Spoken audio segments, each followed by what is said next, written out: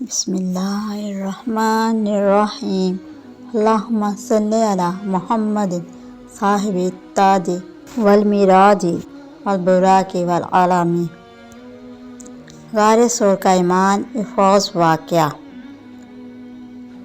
ہجرت مدینہ کے موقع پر کفار مکہ نے حضور نبی کریم صلی اللہ علیہ وسلم کو شہید کرنے کا منصوبہ بنایا تو آپ صلی اللہ علیہ وآلہ وسلم حضرت ابوبکر صدیق کے ساتھ مکہ سے روانہ ہوئے اور 3 دن کے لیے غار ثور میں قیام فرمایا۔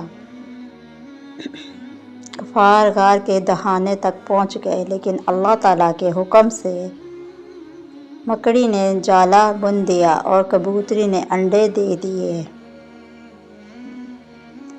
جسے دیکھ کر کفار نے گمان کیا کہ اندر کوئی موجود نہیں۔ اس موقع پر حضرت ابوبکر رضی اللہ عنہ کو فکر ہوئی تو نبی کریم صلی اللہ علیہ وسلم نے فرمایا، لا تحزن ان اللہ معانا، غم نہ کرو، بے شک اللہ ہمارے ساتھ ہے۔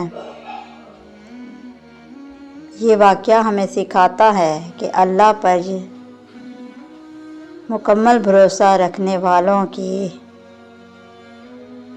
حفاظت خود اللہ فرماتا ہے۔